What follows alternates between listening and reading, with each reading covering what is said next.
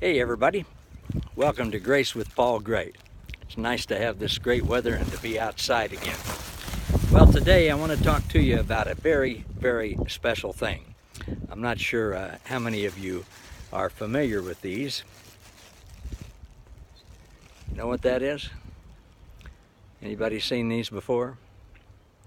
These are Morel mushrooms.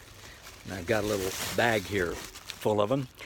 Took my grandson out with me today, and a friend of ours took us out by the river, the Kansas River here that goes skirts around downtown, and we went out to a place where he's been hunting morel mushrooms for probably 20 years. He grew up around here, and every year, this time of year, generally the first couple of weeks in April, sometimes it's as late as the end of April or the 1st of May, he will bring me a bag of morel mushrooms to church and on a Sunday morning, and then we take them home and fry them up. We clean them up, and then what I do is I crumble up a bunch of saltine crackers, get them real fine, almost like flour, and then I beat some eggs up, and I let the mushrooms soak for a little bit, and then I get them all covered with the egg batter, and then I roll them in the ground up crackers, and then I deep fat fry them, and they are really, really good. There have been a lot of superstitions about these, and a lot of people have wondered about them. People have tried to grow them themselves, and nobody's really ever been able to do that. And they only grow a couple of weeks out of each year. They grow from down in Texas all the way up into Canada, but of course the season moves along, and that happens later on in the year, the further north that you get. And people sell them sometimes around here. They sell for $25 a pound. If there's a big crop, they'll go for maybe $10 a pound, like in health food stores or different places like that.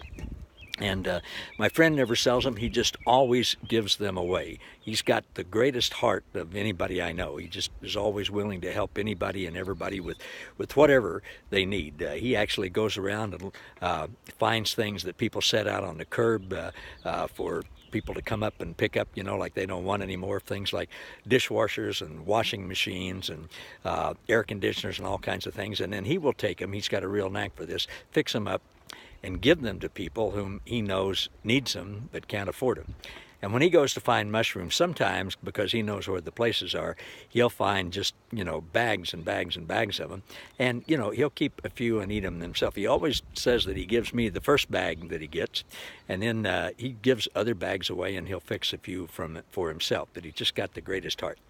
So I just do that for something a little out of the ordinary today, to tell you about God's wonderful provision, how he provides wonderful things like morel mushrooms for us that are hard to find. We walked for a couple hours this afternoon, and found maybe 10 or so, and they're hiding under dead trees, dead tree limbs and logs and in the leaves and stuff like that. They're really hard to find, but they sure are fun to eat.